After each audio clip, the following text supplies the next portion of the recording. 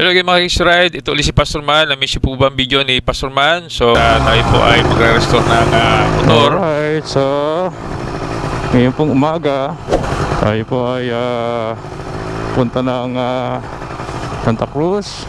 So samahan nyo ako sa restoration po na ito. So pero bago lahat, introduction muna tayo.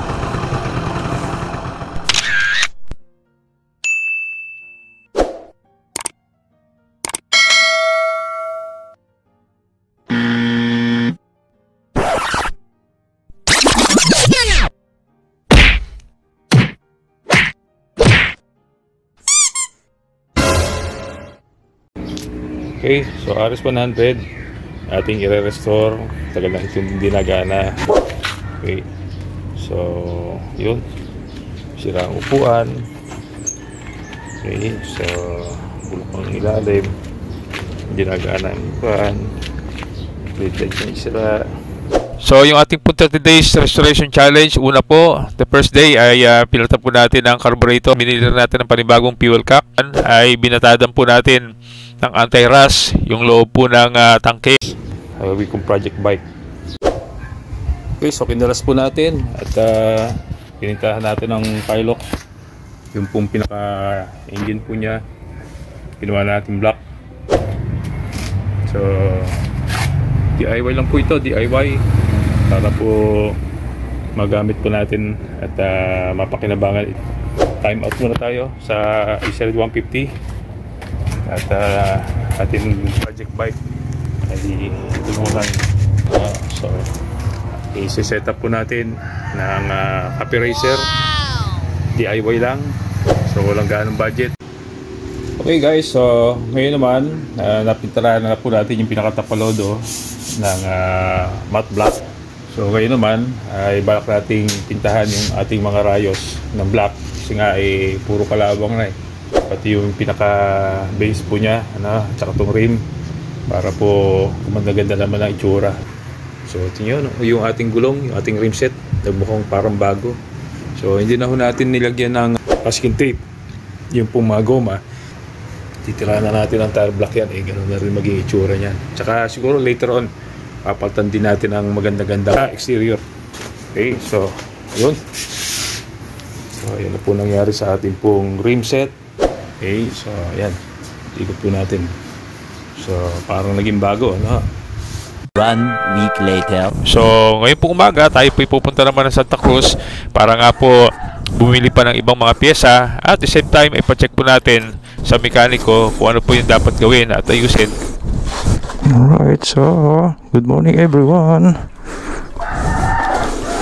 Dahil kasi inabot dito ng pandemic at kulang 2 taon o may 2 taon na hindi nagamit. Lord please. So yan dahil kaya pupunta tayo sa Santa Cruz para nga makabili ng mga pyesa at magtanong-tanong din kung anong dapat gawin. So nakaano tayo, happy 100. So dahil bago nga po yung carburetor at nalinis po yung tangke, ay napagana po natin. Although marami tayong nararamdaman na hindi pa ayos, then may mga bagay naman na pwede nating i-DIY kagaya po na aking ilang mga ginawa. Okay, so next guys, papalitan natin ng footrest rubber. So kasi kawawang-kawawa na ito Okay, so ganoon din yung kabila. Butas na. Okay, so natanggal na po natin yung sira na footrest. Ngayon, kakabit naman natin ito. Papaluin lang natin ito. Okay. Ayan guys, naiyan na natin yung left na footrest. Okay, so this time atin naman papalitan yung brake light switch. Ayan, so ayun yung pinaka sakit nya. Ito yung pinaka switch. Yung pong dulo ay rustado na, ayaw lang humila dahil kinalawang na, kaya papalitan natin ng bago. Ikabit na natin yung ating brake light switch. Yan, mihila siya, mihila. Okay guys, so tinanggalan natin ng busina, bulok na yung kanyang busina. Okay guys, ito po yung papalit natin, ordinaryong busina lamang. Ayan guys, ikabit na po natin yung ating busina. Unti-unti, day after day ay may na-improve po natin ang ating pong motor. Okay guys, so napalitan na po natin ng ng switch. Tsaka dito sa kanyang grip. Kabila na lang sa throttle niya.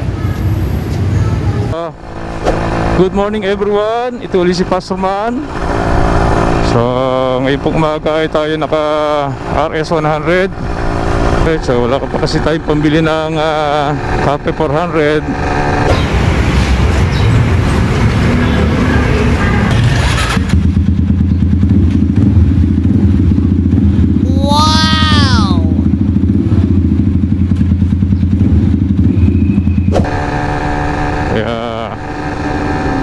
Nice nating restore itong RS100. So bagitin lang po natin ang ilan sa mga features po ng ating pong RS100. Ito po ay model 2021. During the 80s and 90s, ito po yung tinatawag na hari ng toda kasi talagang ito most lang ginagamit po ng mga tricycle. So 2-stroke, 100cc, CDI po ang ignition po niya, kickstart only. So yung wheel rim size po niya ay 18. So meron iba ginagawang 17. So, battery po ay 6 volt. Ang safety features po niya, opo, meron siyang safety features. Yung po tinatawag na advanced horn system. Ibig sabihin, malayo pa, alam mo na may parating na ng motor dahil sa ingay po ng makina na ito. Dahil po sa Clean Air Act ng LTO, na lahat po ay ini-emission.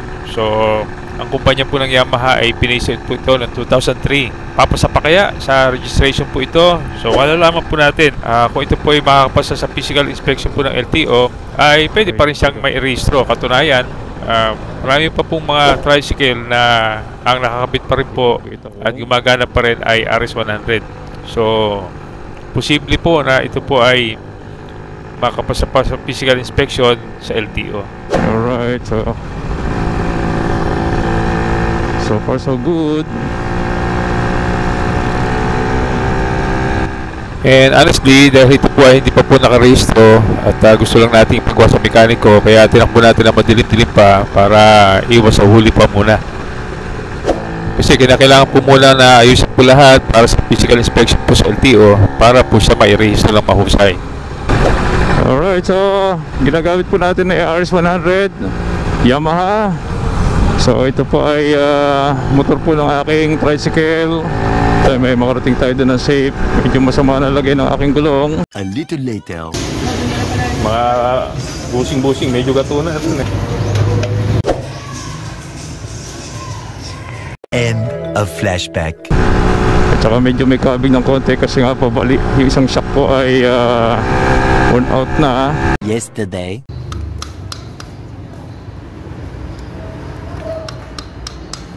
End of flashback. Pero ang pinakaano nito ay tumakbo ng mahusay. Okay, so yun, naikabit na natin yung mushroom type na air filter. Okay, so itong air cleaner na to papunta doon sa kabila para yung ating carburetor na bago ay ma-prevent yung dumi papasok. Okay? At the same time, mas magandang niya dahil mas open siya kaysa dito. Bagamat may nabibili pa nito, pero bihira na gumagamit po nito. So, tingnan natin sa kabila. Ayun, so ito dati doon nakakonekta, yan ang butas. So, hindi na natin gagamitin. Ay di-display na lang natin yan dyan. Babalik na natin doon sa cover ng ating sa gilid. End of flashback. Alright, so yun.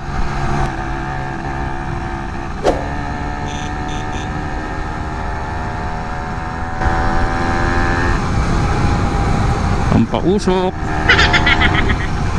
Bugol amok. And now let's go to our Bible meditation this time.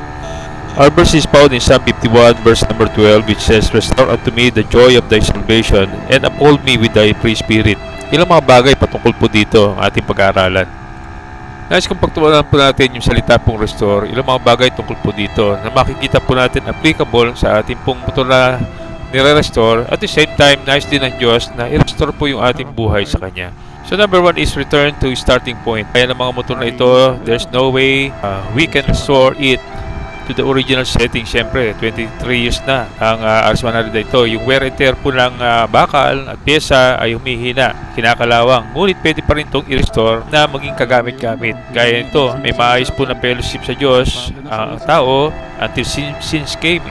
Then, we become sinners. But God, through His Son, want us to restore us by free gift of salvation. Yun po ay sa pamamagitan po ng pananampalataya kay Kristo. Pangalawa is restoration means to bring back home.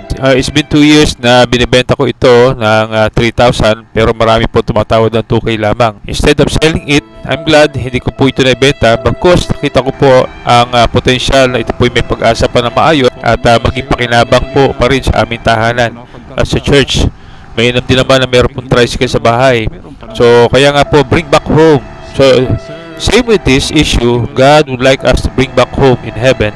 Kung tayo lamang po ay magtitiwala sa kanyang anak na nabayubay sa krus, namatay nilibing at nabuhay, ito po ay walang iba kundi ang ating Panginoon sa Kristo. Sabi po ng Bible, not willing that any man should perish, but all should come to repentance. Nais ng Diyos na tayo po ay makabalik sa kanyang tahanan doon po sa langit. Then number 3 is to cost recover. Any motorcycle restoration purpose is to make it need to recover. Kung kailangan i-overhaul, palitan ng mga pyesa upang makatakbo uli ng maayos.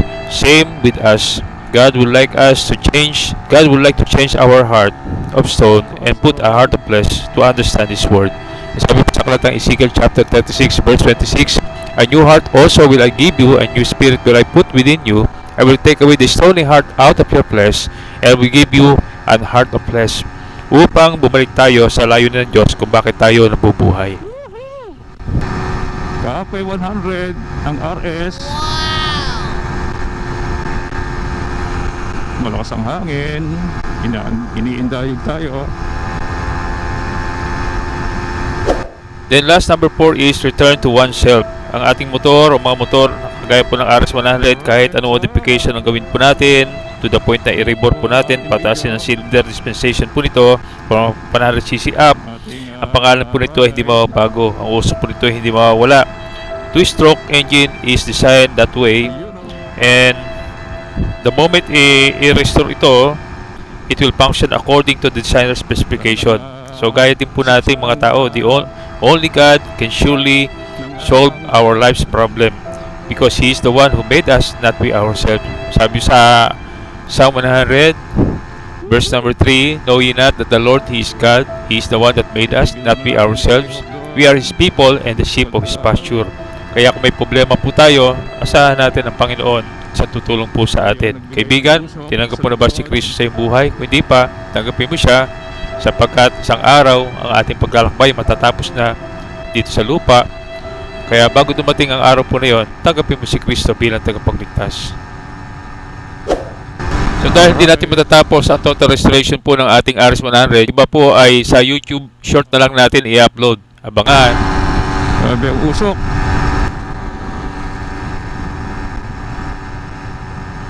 Nandito na ang top speed niya. Napasobra sa 2T along S. It's shoutout time. Shoutout po sa ating po mga bagong subscribers. Ito po sila Mark DR, Senera Joseph, Innocentes, Arnie James Buot, Perdeguer, Jonathan, Heterondo, Your Filipino TV, Adrian Dizon, Rupino Sabando, Tata Rolly, Alan Tadiosa, Ferdinand Villanueva, si Imelda Diwa, at sa lahat po ng ating 3,201 subscribers. Salamat po sa inyong patuloy po na comment, suggestion, at sa panonood po ng ating mga videos. Again, like, subscribe, and hit the notification bell for more upcoming videos. Again, to God be the glory. Ride safe with prayers. Sarado pa. At dahil napakaaga pa, sarado pa dito sa bilihan po sa Motor World. Bilihan po ng piyesa ng motor. Tuloy si Pastor Man. Thank you for watching. Paalam.